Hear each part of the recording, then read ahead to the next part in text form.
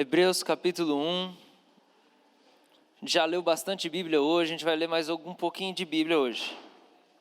Você topa?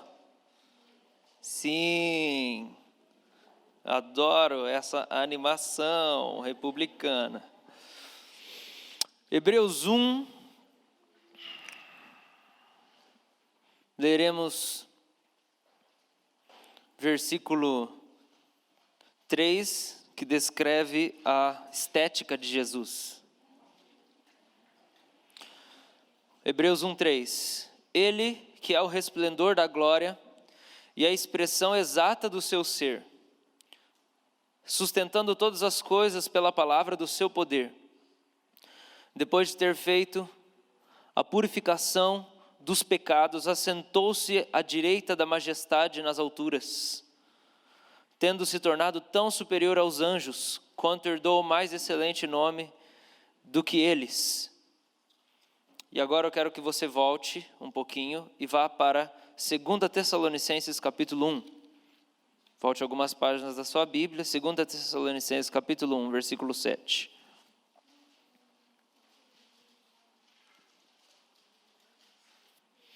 Segunda Tessalonicenses 1, 7.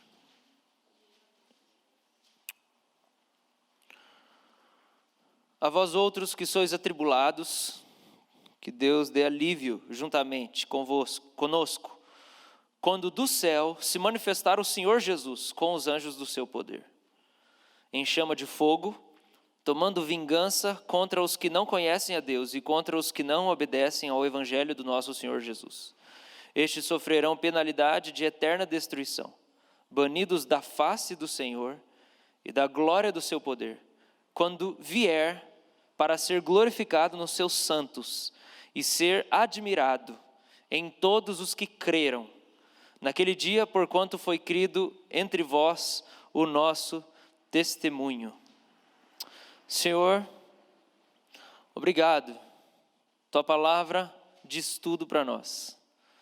Tua palavra é perfeita, é viva, ela é maravilhosa, alimenta a nossa alma, nos dá esperança, nos dá direção, nos dá poder. A tua palavra nos cura, a tua palavra transforma, como nós acabamos de ler, a tua palavra é que sustenta todas as coisas. Pelo poder da tua palavra, Jesus, o Senhor sustenta o universo todo. E a tua palavra, Deus, é salvação para nós, é poder para nós. A tua palavra é direção, Deus, para qualquer ser humano sobre a face dessa terra. E Deus, se tudo fosse destruído, se todas as bibliotecas do planeta Terra fossem queimadas, todos os computadores queimassem, se o satélite fosse destruído, não existisse mais internet, não existisse mais ponto de partida de registro de conhecimento humano, mas a gente tivesse a sua palavra, ela seria suficiente, Senhor. E às vezes parece que a gente precisaria mesmo era de uma catástrofe assim universal, para a gente poder entender que tudo que a gente precisa está na sua palavra, que a sua palavra é completa, que a sua palavra não falta nada, que a sua palavra é direção plena para nós, é revelação do Senhor. A sua palavra é poderosa para ensinar, para educar, para disciplinar, para transformar, para curar, para realizar milagres. A sua palavra é o nosso chão, Senhor, é a nossa rocha firme, é o nosso ponto de partida, é o nosso ponto de chegada. Deus, tudo que a gente precisa saber está na palavra do Senhor. E obrigado por isso, Deus, porque se realmente isso acontecesse, se o satélite fosse destruído, as bibliotecas do mundo inteiro, da Europa, Deus, dos Estados Unidos, dos países, Deus, de primeiro mundo, se tudo, Deus, que é informação humana e registro histórico fosse destruído, a gente não soubesse mais a história do Brasil, a gente não soubesse a história de nada, batesse uma amnésia total em todos os humanos da face da terra, Deus, a gente só precisaria da sua palavra para começar de novo. E eu oro que o Senhor nos faça crer que ela é tudo isso, Senhor. E eu oro que o seu Espírito Santo me ajude aqui a pregar o que o Senhor quer dizer. E tocar, e mexer, e chacoalhar, e renovar a alma. Em nome de Jesus, amém. Amém. Esses dois textos que nós lemos, eles são textos que falam sobre coisas que nós podemos estar muito certos. E a palavra de Deus, ela é sólida. E a palavra de Deus não muda, inclusive Apocalipse diz assim que se passar um tio do livro da revelação, A pessoa quer acrescentar ou tirar um tio, na verdade não é tio, porque ele está falando ali de grego, de hebraico, e especialmente quando você vai olhar grego e hebraico, não tem tio, são outros acentos, outros pontos, mas traduzindo para o português é tio. Se colocar ou tirar um ponto ou um tio de tudo aquilo que Deus ensinou, de tudo aquilo que está na palavra, que essa pessoa seja maldita, porque não é necessário acrescentar nada à palavra de Deus, está completo. Ele inspirou os santos homens de Deus para registrarem tudo que a gente precisa saber. E a resposta para a sua depressão está na palavra. E a resposta para a sua angústia está na palavra. E a resposta para o seu vazio existencial está na sua palavra. E a resposta para a crise no casamento está na palavra. E a resposta para a crise financeira está na palavra. Você vai ver a Bíblia falando de crise financeira. Você vai ver a Bíblia falando de questões matrimoniais. Inclusive hoje à noite eu vou pregar sobre casamento. Não vou pregar o mesmo sermão de manhã, à noite eu vou pregar sobre casamento. Você vê a Bíblia falando sobre tudo, sobre a relação do homem com Deus, a relação do homem com o não crente.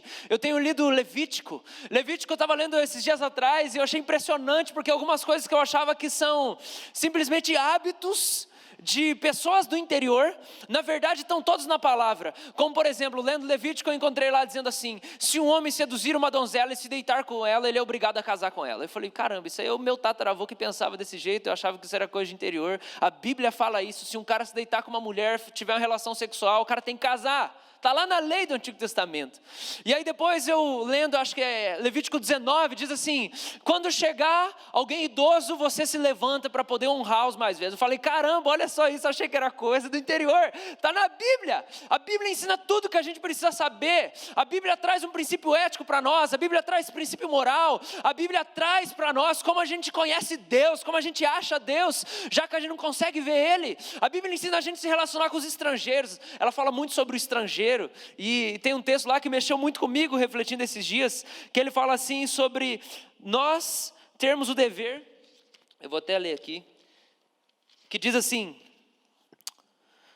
como o natural será entre vós o estrangeiro, que peregrina convosco, amá-lo-eis como a vós mesmos, pois estrangeiros fostes na terra do Egito, eu sou o Senhor vosso Deus. Ou seja, ame o Francisco, e todos os refugiados. O texto está falando, ame o estrangeiro. Isso significa todo imigrante. Todo imigrante. Às vezes a gente tem preconceito, né, com imigrante. Seja os haitianos, seja os chilenos, seja o pessoal do Oriente Médio. Tudo que a gente precisa estar na palavra, gente. E ela é imutável, não vai mudar. O que está escrito, está escrito. Porque Deus não é homem que se arrependa, nem filho do homem para que se arrependa. Deus determinou, Ele decidiu, está escrito, foi inspirado. Tudo que você precisa saber sobre você mesmo está aqui. Tudo que você precisa saber sobre Deus está aqui. Você precisa amar a palavra de Deus. Às vezes a gente faz brincadeira, né? Acerca do Salmo 119.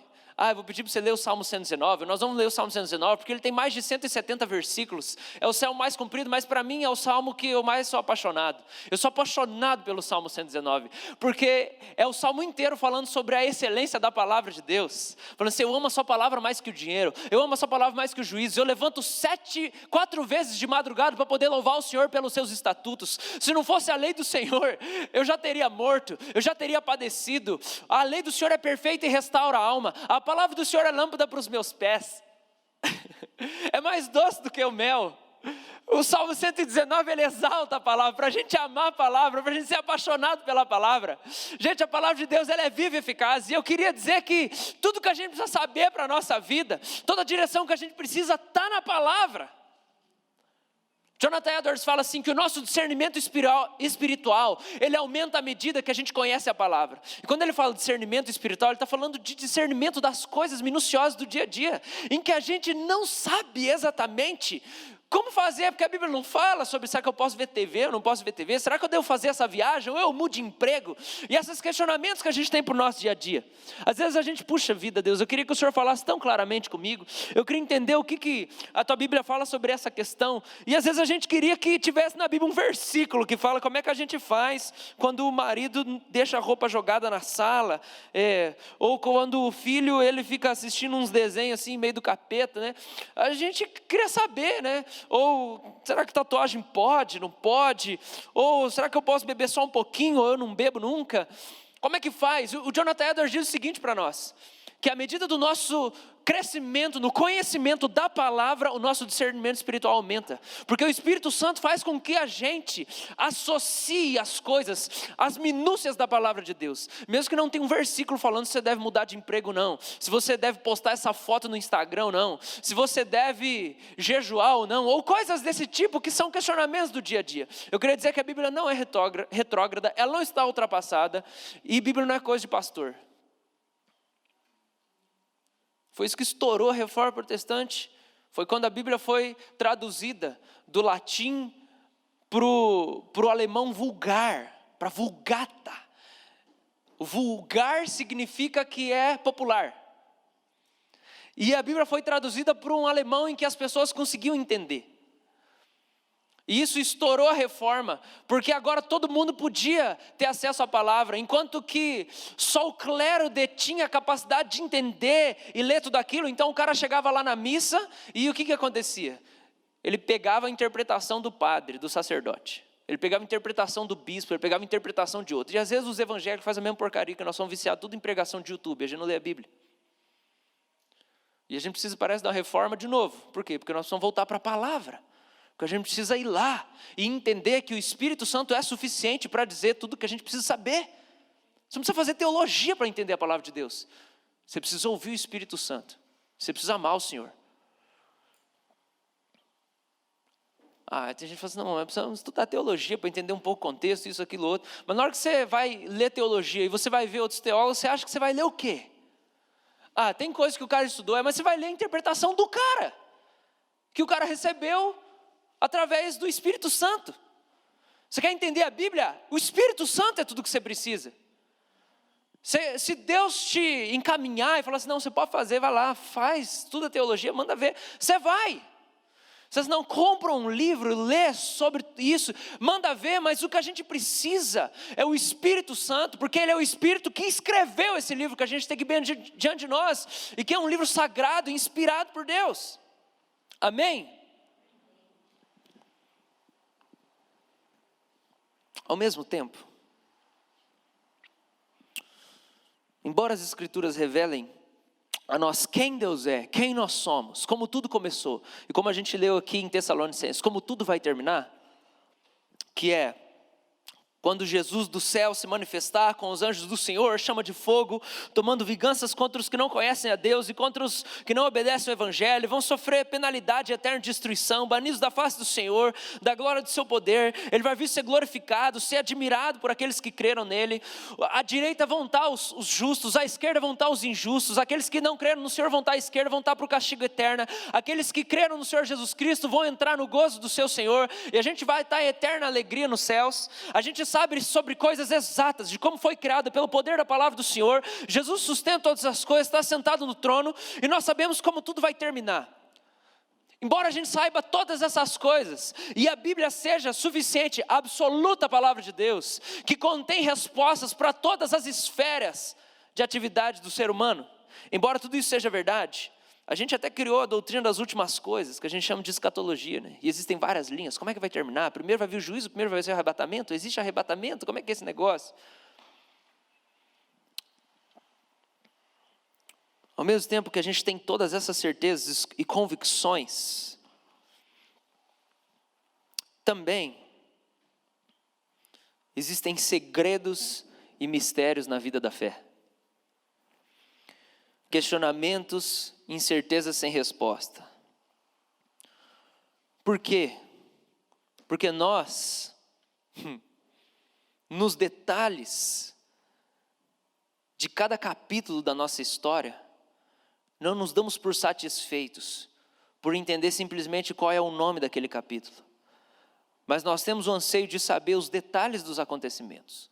Os capítulos da nossa vida, do começo ao fim, eles já têm nome. E se você for para a palavra de Deus, você vai ver o nome de todos esses capítulos da sua história. Perdição, conversão, santificação, renúncia, honra, provisão, glória, restauração. Você já sabe o que vai acontecer na sua vida. Não existe nada de novo debaixo do céu, já dizia Salomão. Você já sabe. Se você for na Bíblia, você vai saber exatamente tudo o que vai acontecer na sua vida. Vai ter ascensão, vai ter provação, vai ter tentação, possivelmente vai ter queda, você vai se levantar, você vai aprender lições com aquilo que você fez de errado, e aí Deus vai dar misericórdia para você, Ele vai te levantar de novo, e aí você vai continuar, e você vai ser tentado. E a gente podia dar uma passeada em Eclesiastes para ficar um pouco entediado aqui, porque de certa maneira a gente já sabe o nome de todos os capítulos da nossa vida até o fim. Talvez você case, talvez você não case, você precisa entender que Jesus não salvou ninguém para casar, e que não é todo mundo que vai casar, porque é impossível isso acontecer. Não só porque a Bíblia fala, mas porque tem 9 mulheres para cada homem nesse planeta Terra. E a gente precisa entender que, às vezes não vai acontecer. E se você diz, não, mas Deus me prometeu.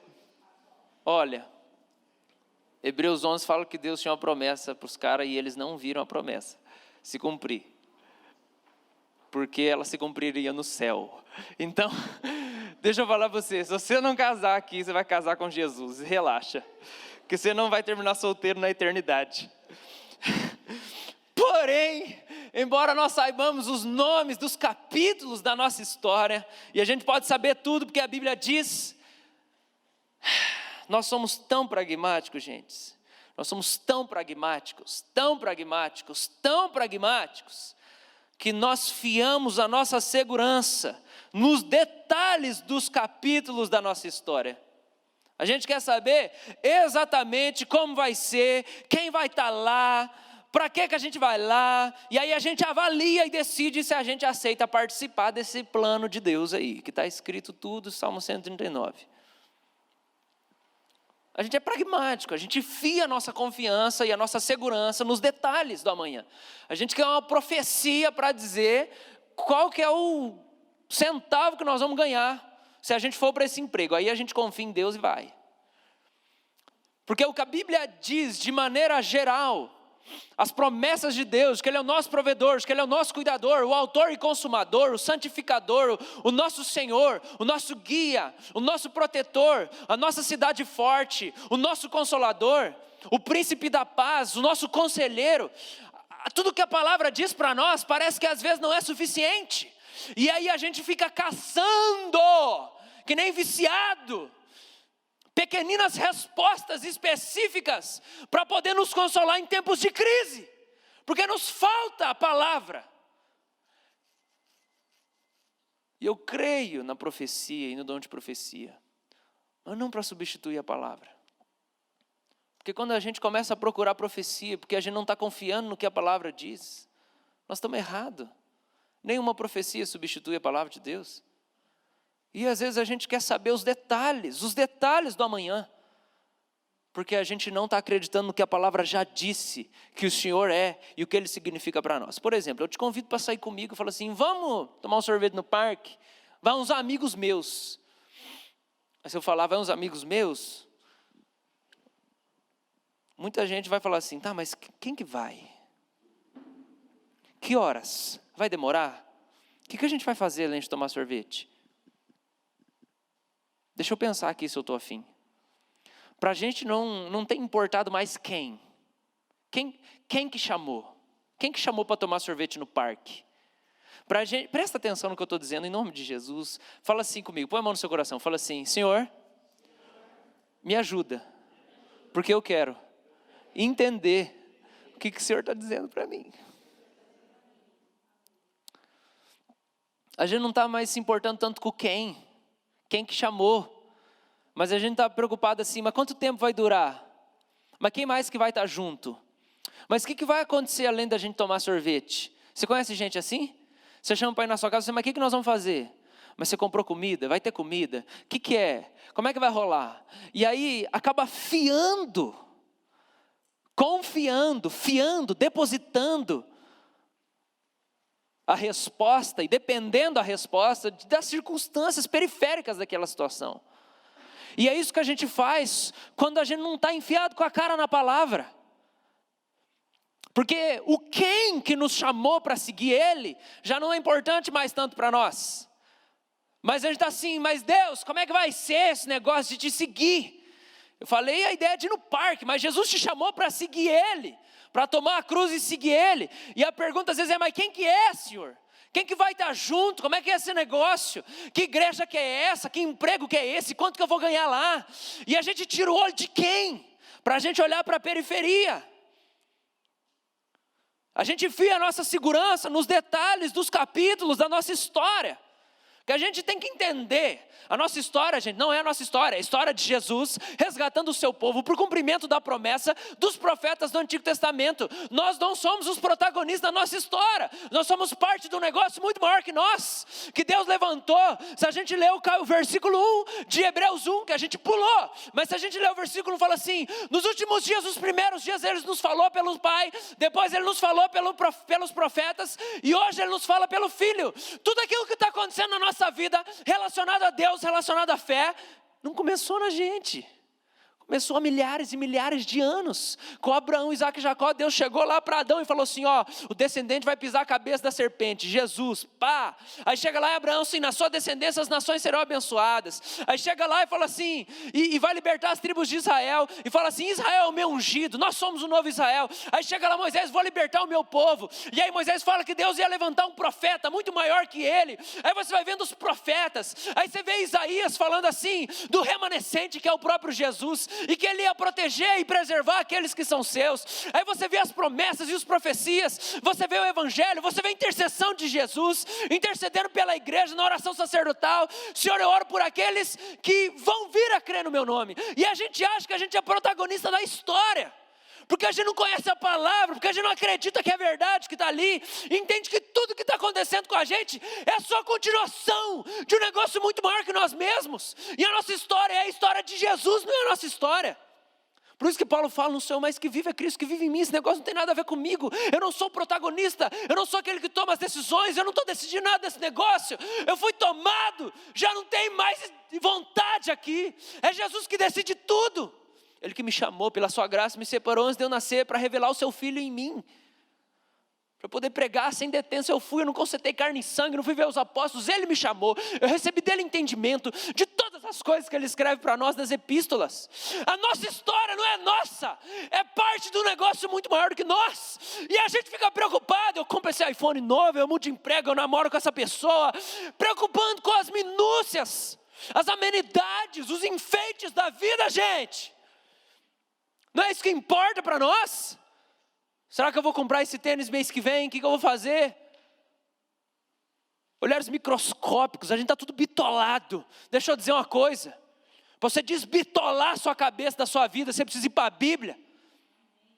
A Bíblia não vai te bitolar, ela vai te desbitolar, porque você está vivendo para o seu mundinho, para o seu tempo presente. Se você estudar história, você vai ver que você faz parte de um negócio muito maior. Mas se você estudar a palavra de Deus, você vai ver que você faz parte de um negócio que é desde a eternidade. A Bíblia vai desbitolar você.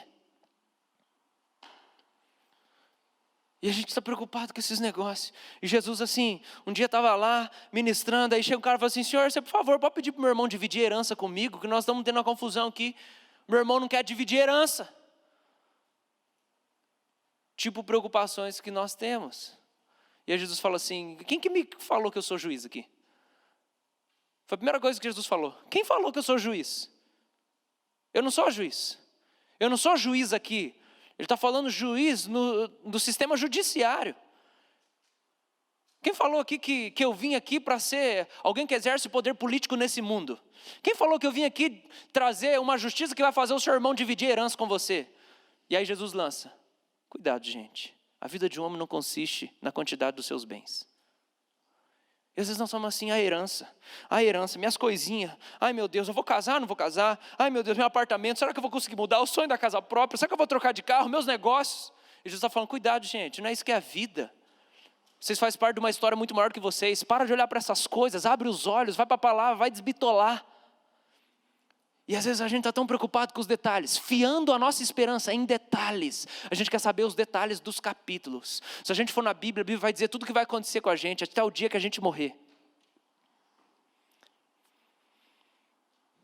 Por quê? Porque a gente parou de entender que o nosso Deus é o autor da história.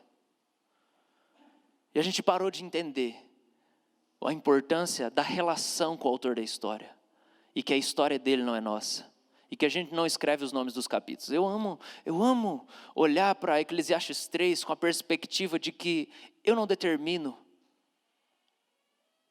os propósitos debaixo do céu. Sabe aquele texto? Quando eu era pequeno tinha um quadro em inglês que os meus pais colocaram no meu quarto. Acho que desde que eu nasci tem aquele quadro lá, que era Eclesiastes inteiro, escrito em inglês, e aí tinha 4 árvores, que eram as 4 estações do ano. E Eclesiastes 3 fala assim: existe tempo para todo propósito debaixo do céu. Existe tempo para todo propósito debaixo do céu. Existe tempo para cada fase da sua vida. E eu amo olhar para esse texto com a perspectiva de que não sou eu que escolho os propósitos, nem as estações. O homem não controla as estações. A gente não controla nem as estações do planeta Terra, inverno, verão, outono, primavera. Quanto mais as estações espirituais e aquilo que acontece no nosso meio, a gente não controla. Às vezes você pode viver num tempo da sua vida uma consagração muito maior do que você viveu 5 anos atrás e não experimentar os deleites que você experimentava, porque não é tempo daquilo, é tempo de outra coisa. Às vezes você se dedica e serve e participa de coisas e parece assim: poxa vida, mas eu já fiz isso antes e não deu certo, achando que você é controlador, achando que você determina como que é o ritmo da música, achando que você determina como as coisas vão fluir, mas a verdade é que a gente não escolhe os propósitos, a gente não escolhe como as coisas vão acontecer. E se hoje às vezes você reproduziu o que você fez 5 anos atrás, você não vai ter o mesmo resultado, porque são tempos diferentes, porque o autor da história não é você, você não é o autor da sua própria história e você não é o protagonista.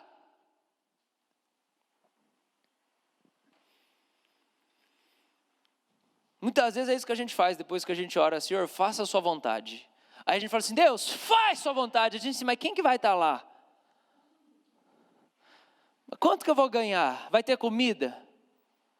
Senhor, quem que vai estar firme na igreja? Senhor, como é que é esse negócio? Campo missionário? Tem base lá já? Como que eu vou assim? Eu preciso emagrecer antes, Senhor.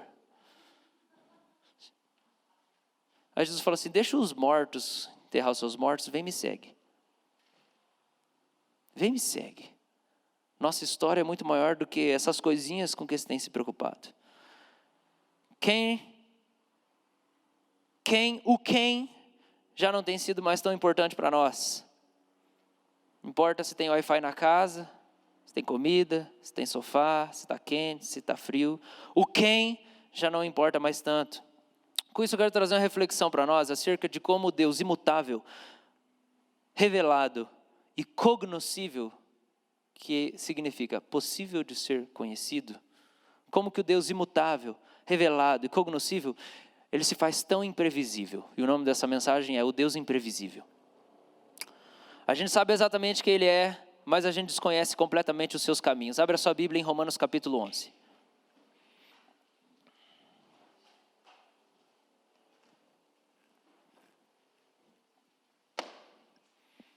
Romanos capítulo 11, versículo 33. Você está comigo?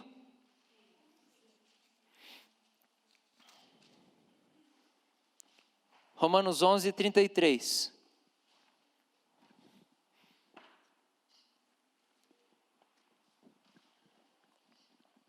Ó profundidade das riquezas, tanto da sabedoria como da ciência de Deus. Quão insondáveis são os seus juízos e quão inescrutáveis os seus caminhos. Pois quem jamais conheceu a mente do Senhor? Ou quem se fez seu conselheiro? De novo. Ó profundidade da riqueza, tanto da sabedoria como do conhecimento de Deus. Quão insondáveis são os seus juízos e quão inescrutáveis os seus caminhos. Quem, pois, conheceu a mente do Senhor? Ou quem foi o seu conselheiro? Abre Isaías 55.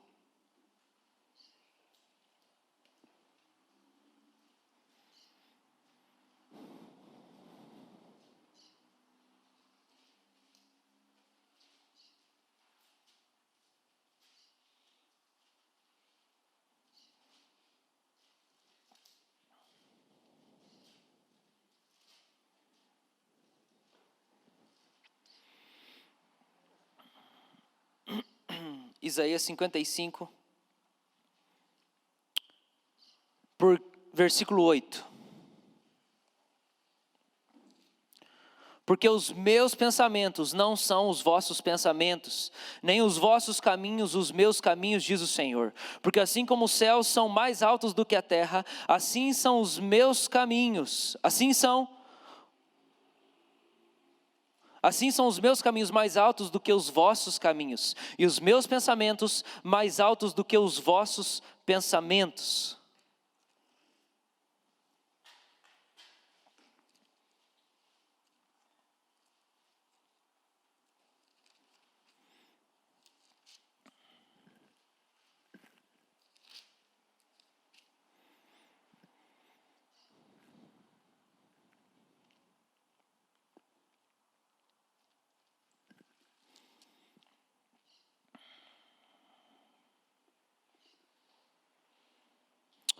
Isaías 64.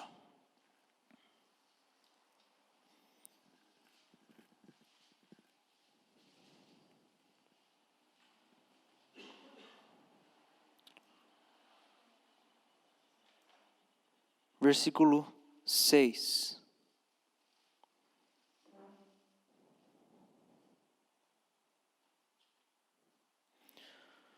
Mas todos nós somos como o imundo, e todas as nossas justiças como o trapo de imundícia. Todos nós murchamos como a folha, e as nossas iniquidades como um vento nos arrebatam. Já ninguém há que invoque o teu nome, que se desperte e te detenha, porque escondes de nós o rosto, e nos consomes por causa das nossas iniquidades. Olha o versículo 8. Mas agora, Senhor, Tu és nosso Pai, e nós somos o barro, e Tu o nosso oleiro, e todos nós, obra das Tuas mãos. Estava tentando achar um outro texto de Isaías, se alguém achar, me lembra aqui, onde ele fala assim: quem é você para questionar comigo se você é um vaso que eu fiz com asa ou sem asa? E todos esses textos que nós vemos, ele fala sobre a profundidade da sabedoria, do conhecimento, as profundezas da mente do Senhor. Que Deus não precisa de conselheiro, Deus não precisa, e ninguém entende, ninguém consegue perscrutar os mistérios do coração de Deus. E o nosso Deus, apesar de todas essas coisas fixas que a gente falou, de tudo isso que está determinado, de tudo isso que é convicto, Ele é imprevisível. Então, aqui eu queria trazer para você, já que o nosso Deus, que determinou todas as coisas, e o começo e o fim estão escritos, a gente já sabe tudo, e o nome dos capítulos da nossa vida a gente já sabe, está tudo na palavra dEle, e ao mesmo tempo Ele é tão imprevisível. O que deve nos dar segurança nessa vida? Será que é nós sabermos os detalhes da curva da estrada? Será que a segurança que o crente deve ter é porque ele sabe o que vai acontecer exatamente? Ele sabe quando que ele vai casar, ele sabe quanto que ele vai ganhar, ele sabe que igreja que ele vai estar, ele sabe que cara que vai ter o chamado dele, ele sabe se o filho vai nascer com síndrome de Down ou não. Será que essa é a segurança do crente? Eu sei exatamente o que vai acontecer. Será que é eu saber exatamente os centímetros, os milímetros da curva dessas estradas? Ou é eu simplesmente saber o caráter do motorista? Qual que é a segurança do crente nessa vida? Se não for a palavra em primeiro lugar, toda profecia é pó. Porque tudo que a gente pode dizer que ouve de Deus precisa estar fundamentado na palavra. E tudo que a gente faz precisa ser filtrado pela palavra. Toda nossa segurança precisa vir pelo nosso entendimento da competência do motorista que está conduzindo o veículo que a gente está. Mike Bickle, ele diz uma frase assim. Mike Bickle é o fundador da Casa de Oração Internacional, IHOP, e ele diz assim: Deus ofende a mente para revelar o coração. Deus ofende a mente para revelar o coração. E com isso ele cita Jesus, quando Jesus está falando com os fariseus. E ele está lá com o pessoal, e aí os discípulos estão juntos, e aí os caras vêm questionar Jesus. Aí Jesus fala assim: é simples.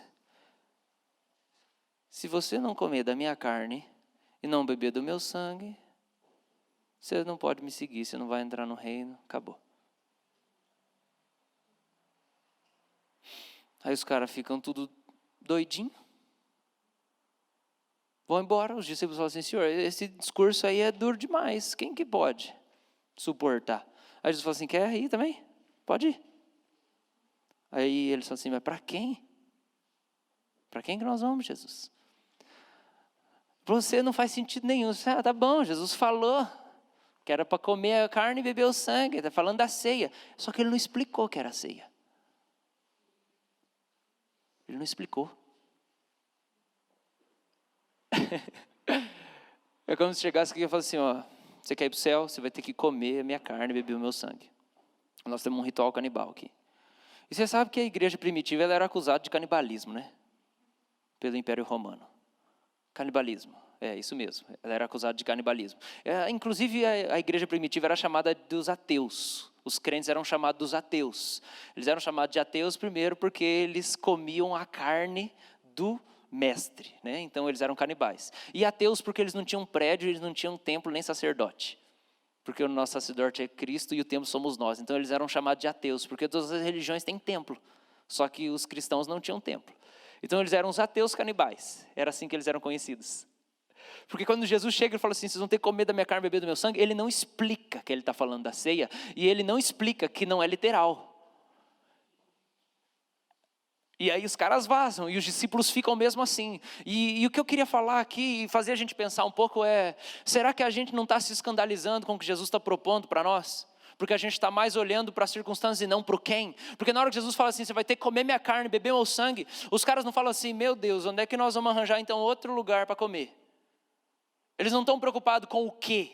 Eles estão preocupados com quem. Eles perguntam: mas para quem nós iremos? Eles não falam para onde nós iremos, mas para quem nós iremos? Porque o compromisso dos discípulos, apesar daquela coiseira toda que Pedro fez lá, e os discípulos terem vazado, o compromisso deles não era com a circunstância que Jesus proporcionava. Você está entendendo isso? Pelo amor de Deus.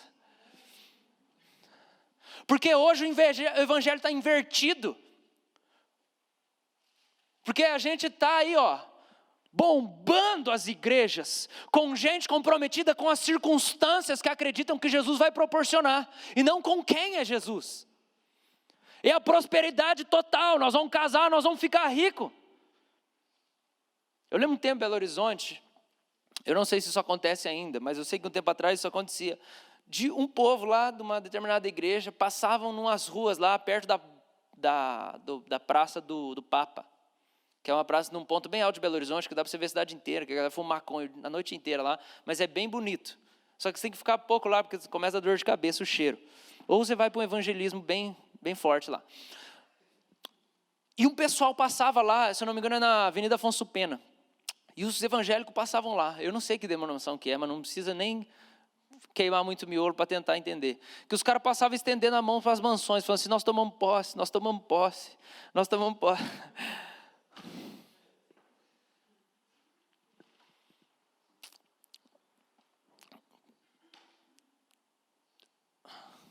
Gente, é só se você não sabe quem é Jesus que você está preocupado com a circunstância. É só se você não sabe quem Ele é. Você não sabe quem Ele é. Você não sabe, né? Você está preocupado se você vai ficar curado, você está preocupado se você vai casar, você está preocupado se você vai ter dinheiro. Você não sabe quem que Ele é, né? Você não entendeu que você foi tirado do inferno? Você não entendeu que você faz parte de uma história eterna? Você não entendeu que isso aqui é nada, isso aqui é vapor, isso aqui é pó, vai passar? Você não entendeu ainda de onde que ele saiu? Você não entendeu de onde ele veio, que ele desceu do céu? Você não entendeu esse negócio? Que não é circunstância. Você não entendeu que ele é tão louco, que o chamado dele é assim: vamos comer carne humana e beber sangue? E que não tem como você falar assim: mas para onde que eu vou? Não vou ter que comer esse negócio, eu vou ter que submeter esse troço aqui. Porque onde que eu vou arranjar outro cara igual esse aqui? No entanto, gente, tem gente que não entendeu. E eu preciso falar disso aqui de novo, como pastor dessa igreja e como profeta de Deus. Por quê? Porque existe gente ainda que não entendeu que, embora esteja aceitando as diversas circunstâncias que o próprio Jesus tem te feito passar, como fogo ardente que Pedro diz, existem pessoas que conheceram Ele e não quiseram continuar, não quiseram suportar tudo isso que nós estamos sendo desafiados a suportar. E a culpa não é nossa, Porque nós passamos por todo tipo de adversidade para seguir Jesus. Assim como pessoas que nós conhecemos. Estava vindo com a Vanessinha hoje, ela me deu carona. Conheço a Vanessa há uns 10 anos. Ela era da igreja quadrangular, hoje está aqui com a gente. Conheço ela há uns 10 anos, ela está casada há um tempo. E eu conheço ela desde antes de solteiro, conheço ela antes de um monte de coisa. Foi minha amiga durante muito tempo, é minha amiga. E hoje está aqui com a gente na igreja e a gente conversando, a gente falando, caramba, Vanessa. Eu intercedi pelo fulano hoje cedo. Ela, nossa, eu tenho pensado nele. E aí quando você vai conversar com gente de outras igrejas e de outras comunidades, e não interessa de onde, você vai ver, todo mundo tem parceiro de caminhada que deixou tudo para trás, deixou Jesus para trás. Porque isso acontece quando a gente olha para as circunstâncias, para os detalhes. Porque a gente quer saber o detalhe. Vai ter comida, vai ter sorvete, a refeição, quem que vai estar lá? Vai ter dinheiro, não vai? Jesus fala, você vai comer carne humana, você vai beber sangue. E os caras, nós não temos para onde ir. E o nosso Deus imprevisível, Ele faz isso com a gente de propósito. Ele ofende a nossa mente, para poder revelar o nosso coração. Para ver se a gente está disposto a seguir Ele, aonde Ele está falando para a gente ir. Para ver se a gente está disposto a passar por treta, por atribulação, por sofrimento, por privação. O apóstolo fala assim, vocês são abençoados, vocês são ricos, vocês são abastados, ó Coríntios, mas nós os apóstolos fomos colocados em último lugar e a gente chega a ser considerado o lixo do mundo. Porque para revelar que nada mais importa além da pessoa, do quem? O cara que é o fundador, o cara que é aquele que leva o evangelho, aquele que é o apóstolo, aquele que abre o caminho, ele precisa ser, igual Paulo falou, espetáculo para o mundo, de que nada mais importa a não ser Jesus. Então o cara vai ter que passar a privação. E se Deus tem algum negócio para fazer para a sua vida, fica tranquilo, vai vir tribulação, você precisa de um espinho na carne, você precisa de uma treta bem legal, assim, armada, confeccionada, que tem o seu número. Estava lendo a biografia de John D. Lake essa semana. John D. Lake em um ano curou 60 mil pessoas na Califórnia. Ele foi para a África, ele voltou, ressuscitou mortos. Ele teve um ministério espetacular nos Estados Unidos e na África do Sul. E John D. Lake, na biografia dele, ele começa a dizer assim que ele realmente se voltou para a questão da cura quando ele não aguentava mais. Já tinha morrido 4 irmãos dele, ele tinha uns 12 irmãos, tinha morrido 4 irmãos dele, e aí estava lá, e a irmã dele estava deitada na cama, e o cunhado dela estava chorando aos pés, botando a mão no pé, ela estava gelada, os parentes estavam ali, o pai dele estava chorando, e ele estava ali, falou assim, e ele disse que ele começou a andar no quarto, falou assim, Deus, eu não aguento mais, esse negócio é do capeta, já matou 4 pessoas da minha família, eu não aguento mais doença na minha casa, eu não aguento esse negócio de Satanás, Deus, por favor, faz alguma coisa. Daqui a pouco a irmã dele tosse, volta à vida, ressuscita. E assim começa o ministério dele de cura. Deus precisou dar uma treta, enfiar uma pedra bem pontuda no sapato dele, para ele poder odiar a doença, e o que a doença fazia com as pessoas, para ele ter compaixão das pessoas, para ele sofrer primeiro na casa, para poder depois ele ser usado, entender que o poder de Deus superava todas as adversidades e enfermidades. E a gente precisa entender isso, quer ser forjado, quer ser alguém, você vai ter que passar por alguma coisa do tamanho da revelação que você precisa ter. Como é que você acha que Paulo conseguiu viver com a lembrança das pessoas que ele encarcerou e ajudou a matar? Quando ele fala isso em Atos 26, fala assim, eu furiosamente fui pelas cidades, prendendo, e muitas vezes quando as pessoas eram assassinadas eu dava meu voto, e eu obriguei pessoas a blasfemarem o nome de Jesus. Ele fala isso em Atos 26, eu obriguei pessoalmente pessoas a blasfemarem. Como que ele vivia com esse peso de consciência? O cara matou os irmãos dele na fé, ele obrigou pessoas a negarem Jesus. Você acha que ele não tinha um peso na alma? Seu assassino, você acha que Satanás não visitava ele para falar, seu assassino, seu imprestável, você fez um desserviço, você nunca vai ser um apóstolo decente. Você acha que ele nunca teve crise ministerial, pensando na história dele, e tudo que ele fracassou, ele obrigou pessoas a negarem Jesus e blasfemarem o nome de Jesus, mas foi só por causa dessas crises que ele teve as revelações que ele pôde escrever de justificação pela fé. Porque se ele não tivesse crise de culpa, de consciência, ele não ia buscar em Deus, tira esse negócio de mim, e aí Deus poder revelar para ele o que era a justificação pela fé, o que o sangue de Jesus significa, para ele poder entender que precioso que ele era. E a gente está aqui, ai meu Deus, vou ter dinheiro, ai meu Deus, a minha doença, e a gente não entende que a gente é parte de um negócio muito maior que nós. É o quem? O Deus imprevisível faz isso com a gente, ele ofende a nossa mente para revelar o nosso coração, e ele peneira, Deus está peneirando a república. Eu falo isso como profeta, Deus está peneirando a república. Ele está peneirando você. Ele está peneirando eu, ele está peneirando. E teve um monte de gente que vazou, porque foi peneirada. Porque na hora de Deus refinar, na hora de Deus falar assim, agora eu vou dar um up em você, agora eu vou quebrar sua perninha, agora eu vou arrancar esse negócio que você não aguenta mais, esse pecado. Na hora que Deus mexe na ferida do cara, aí eu não aguento mais, eu vou para outro lugar, porque esse aqui eu não aguento mais passar por sofrimento, eu não aguento mais ficar indo em culto, não aguento mais me submeter, disciplina e não sei o que, tribulação. Eu quero ter o meu carro, eu quero casar, eu quero ter minha namorada. E larga tudo, porque não entende. Não tem, gente, esse mundo não vai satisfazer a gente. Não vai, não vai, não vai. É tudo. Jesus quer tudo de você, quer tudo de mim. O meu dinheiro, a minha consciência, a minha força física, as minhas vontades, os meus sonhos, tudo. O Deus imprevisível faz isso com a gente. Às vezes você está assim, não, eu vou casar. Não, isso vai acontecer, aquilo vai acontecer. E aí você está brigando com Deus por causa de um negócio desse tamanho. Enquanto Deus está querendo dizer, olha, de verdade, filho, eu sei que isso tem, assim, eu sei que você quer isso. Mas se você conseguir se enxergar, qual é o tamanho disso? Perto da história, da redenção, você não ia ficar pedindo isso para mim. Você ia pedir para você ser menos obstinado e se lançar mais a história que eu estou escrevendo. Deus ofende a nossa mente para revelar o nosso coração. E a sua imprevisibilidade é o fertilizante da nossa fé. A imprevisibilidade de Deus é o fertilizante da nossa fé. Vou falar de novo. A imprevisibilidade de Deus é o fertilizante da nossa fé. É imprevisível. Ele vem e sai tudo do controle. Essa semana eu escrevi uma poesia lá, postei no meu Instagram. Foi na segunda-feira. Tirei uma foto do céu, estava escuro. E eu escrevi, eu falei, eu não quero ter uma vida previsível. Eu não quero ter uma vida previsível.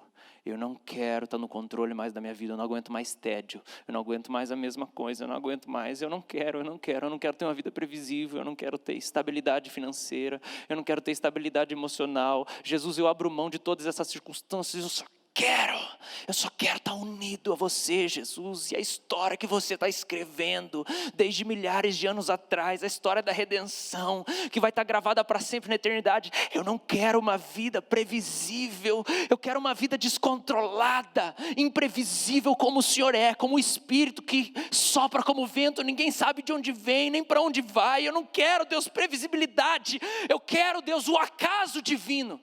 Eu quero que o Senhor faça as coisas que eu não estou esperando acontecer. Eu quero que o Senhor tire da minha mão, por favor. Eu programei tudo, fiz a escala. Senhor, por favor, tira da minha mão. Tira da minha mão, porque a imprevisibilidade de Deus fertiliza a nossa fé. Quando o acaso vem, quando a gente é pego de surpresa e de repente...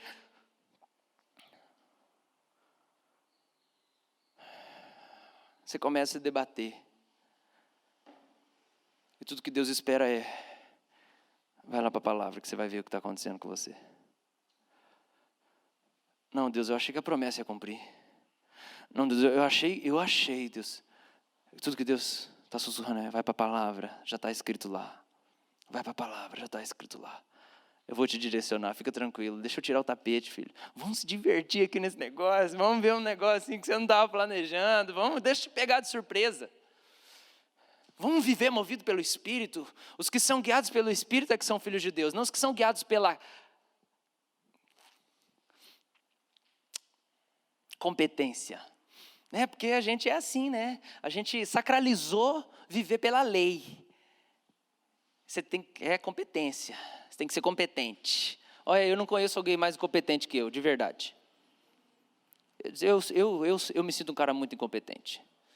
Olhando para a minha vida, olhando para o meu apartamento, olhando para a minha pregação, olhando para a minha igreja, eu me sinto muito incompetente. Sério, eu acho que eu sou muito incompetente. Eu não sei quantos livros eu consegui terminar de ler na minha vida. Eu não sei quantos livros eu consegui terminar. Agora, começar umas 2 páginas ali, é que Deus chama as coisas loucas, né? Então, vamos emprestar a nossa mente para o reino, para o céu, vamos colocar a cabeça lá no céu, para a gente poder entender um pouco o jeito de Deus, que Ele ofende a mente para poder revelar o coração, e que a imprevisibilidade dEle fertiliza a nossa fé. Porque quando a gente chega lá e fala assim, mas não tem como dar certo, e chega lá e dá certo, aí você fala, não, o que é isso? Como que deu certo esse negócio? E, por último lugar, a sua independência e soberania são ofensivas para o nosso desejo de ser Deus. A sua independência e soberania são ofensivas para o nosso desejo de ser Deus. A gente quer ser Deus. A imprevisibilidade de Deus, ela fertiliza e fortalece a nossa fé, mas ela também estabelece a nossa humildade, porque ela diz, Deus, aqui sou eu, não você. Deus, aqui sou eu, não é você que é Deus. E isso acontece quando simplesmente de maneira imprevisível Deus entra em cena e as coisas saem do controle. E quando se fala assim, nós vamos ter um avivamento, nós temos uma ruína. Nós vamos agora decolar e o que a gente faz é ter uma queda. Nós não vamos fazer nada. Soberano é Deus, humilde é o que nós devemos ser. E a imprevisibilidade de Deus, ela fertiliza a nossa fé, ela fortalece. Porque a gente pergunta, mas como que vai acontecer então?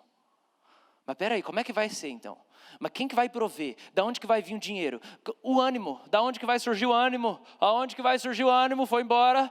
Ânimo, onde estás? Nós não conseguimos ver mais. Disposição, onde está a disposição? Cadê? Senhor, não tem como isso realizar. Não tem ninguém, estou aqui sozinho, né? Lá, autocomiseração, autopiedade de Elias. Ai Deus, não tem ninguém aqui. Ai Deus, eu que mando na bagaça. Relaxa, tem lá 700, é que não está na hora ainda. Primeiro eu precisava provar o seu coração, Elias. Daqui a pouco eu vou juntar você com eles e nós vamos fazer um negócio acontecer. Calma, o Messias vai nascer ainda, não vai acabar Israel. Tem um negócio que eu determinei que vai acontecer. Acontece que os meus caminhos são mais altos que os seus, a minha sabedoria ela é inescrutável. Então, a independência de Deus, eu adoro falar da independência de Deus, porque Ele não está nem aí. Ele faz o que Ele determinou para a sua glória, com amor no caráter, mas Ele é independente, Ele é livre, Deus é livre. Ela é ofensiva para a gente, porque a gente quer ser Deus. E aí a gente condiciona a nossa obediência, a provisão. A gente fala assim, eu preciso ver a provisão primeiro, como é que eu vou entrar nesse negócio? Filho, se você vê a provisão, isso não é fé. Se você vê a provisão primeiro, para depois se obedecer, não é fé. Eu estava ouvindo uma música de uma banda, que... Sabe aquele CD que você nunca cansa? Nunca cansa? Faz uns 8 anos, e eu nunca canso. Uma banda chama Watashi Wa. É japonês isso, mas a banda canta em inglês. Não é. E aí tem uma hora da música que... Eu não sei qual que é o nome da música, porque eu sempre escuto o CD inteiro, então eu não sei o nome da música. Mas tem uma parte da música que ele diz assim...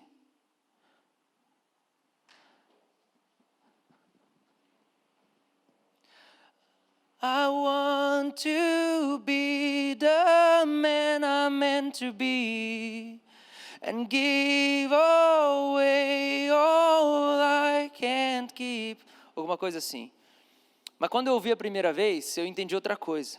O que ele diz é o seguinte, eu quero ser o homem que eu devo ser, que eu estou proposto a ser, que eu supostamente deveria ser. E eu quero dar embora tudo que eu não consigo guardar. Só que na primeira vez que eu ouvi, eu entendi outra coisa. Eu quero ser o homem que eu devo ser. E eu quero dar tudo aquilo que eu não consigo ser. Não aquilo que eu não consigo guardar. Tudo aquilo que eu não consigo ser. E naquele momento, o Espírito de Deus falou comigo. Ele falou na minha alma, falou assim, nos caminhos imprevisíveis do eterno soberano, você vai descobrir também quem você não pode ser.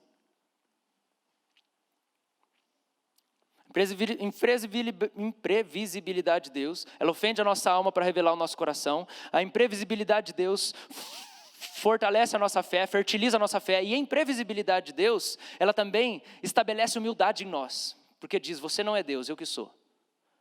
E aí quando a gente entende isso, tem uma ramificaçãozinha que sai disso. E a ramificação é, você também descobre quem você não pode ser.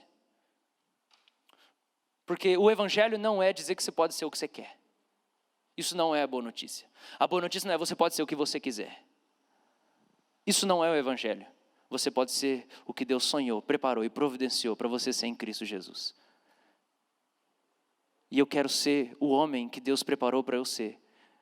E dar embora tudo aquilo que eu não vou ser jamais na minha vida. E às vezes, presta atenção, eu quero encerrar aqui.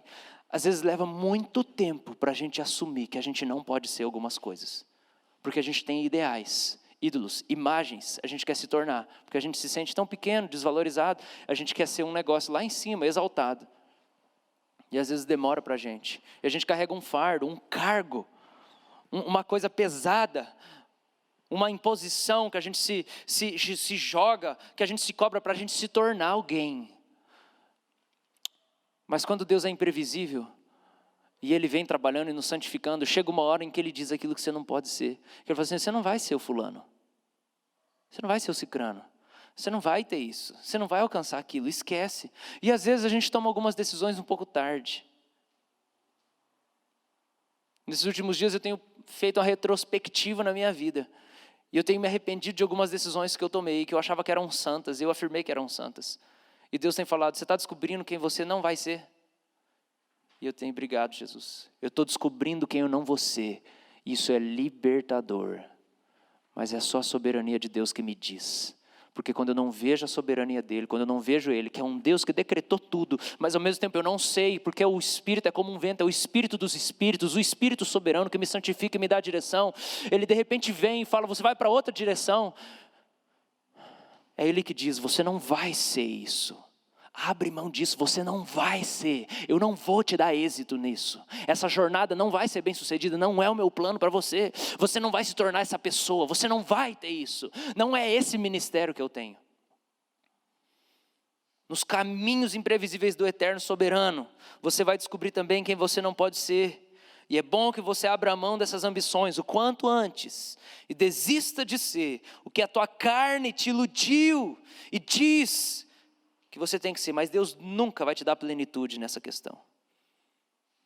E aí a gente entende que a imprevisibilidade quebra a nossa vaidade, quebra a nossa segurança firmada nos detalhes.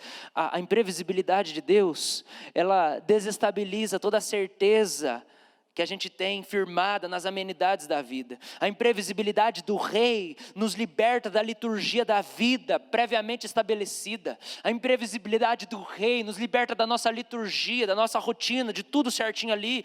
Isso nos irrita muitas vezes e nos leva à crise. A gente acha que Deus nos abandonou porque a gente não está olhando para a palavra e não entende 1 Pedro. E eu quero encerrar com 1 Pedro, abra sua Bíblia lá comigo.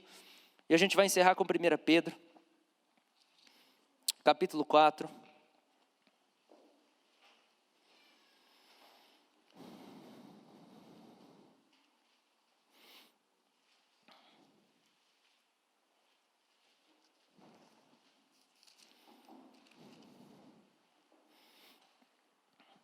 Deus quebrar nossos planinhos, nossas vaidades, nossas coisas assim, nos irrita muitas vezes, nos irrita profundamente. E às vezes a gente está ficando bravo com pessoas, quando é Deus que está orquestrando tudo, né? 1 Pedro 4, versículo 12. Amados, não estranheis o fogo ardente que surge no meio de vós, destinado a provar-vos, como se alguma coisa extraordinária vos estivesse acontecendo. Relaxa. Pelo contrário, alegrai-vos na medida em que sois coparticipantes dos sofrimentos de Cristo, para que também na revelação da sua glória vos alegreis exultando. Se pelo nome de Cristo sois insultados ou reprovados, bem-aventurados sois, porque sobre vós repousa o Espírito da glória de Deus. Se você está na bênção, eu não quero te desanimar, mas eu quero te dizer, o fogo vai chegar. O fogo vai chegar. E não é um fogo que vai fazer você pular no louvor. Vai fazer você pular de outro jeito. Ele tem que vir. Ele tem que vir para desafiar o crescimento da sua fé. Ele tem que vir para dizer que você não é Deus. Ele tem que vir para você descobrir quem você não vai ser, quem você não é. Se coloca de pé, vamos orar. Filmou, cutucando o nariz.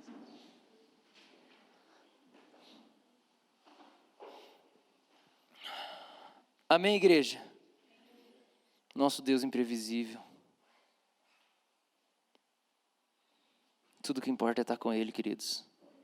Mesmo se Ele mandar você comer carne humana.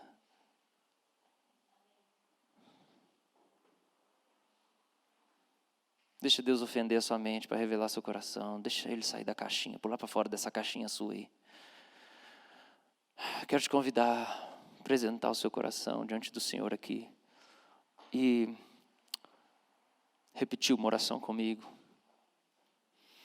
Fala assim: Senhor Jesus, eu desejo, nessa manhã de domingo, aqui no São Lourenço, oferecer meu coração ao Senhor e te implorar que, por favor, me tire de uma vida centrada nas minhas vaidades e abra os meus olhos para as maravilhas da Tua palavra e da eternidade. Me mostra, Senhor, que eu sou parte de uma história muito maior que eu, que começou em Adão, e antes disso, começou na eternidade, quando o Senhor me escolheu, sonhou comigo e me amou. Jesus, me ajuda a encontrar o rumo da minha vida na Tua palavra. Eu me rendo ao Senhor.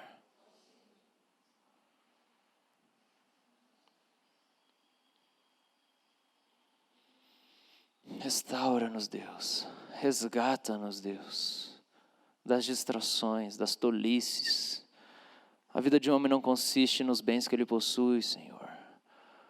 Eu quero pedir realmente, Senhor, tira os nossos olhos dessas coisas passageiras, de relógio, Senhor, de tempo, Deus, de coisas tão pequenas, Senhor. E eu oro que isso seja feito, Deus, não por escravidão de consciência, mas de livre vontade. Isso precisa, Deus, ser gerado pelo Teu Espírito no interior das pessoas. Não é uma imposição, não é escravidão, mas é um despertamento sobrenatural do Espírito.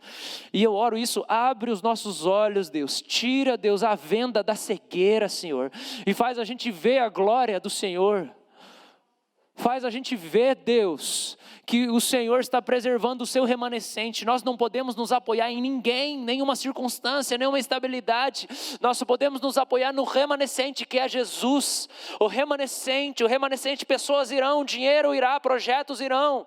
Deus, nós temos uma tremenda crise de fazer transições na nossa vida. A gente fica na nostalgia maligna, maldita, desgraçada, infernal, tentando reviver coisas do passado, Senhor.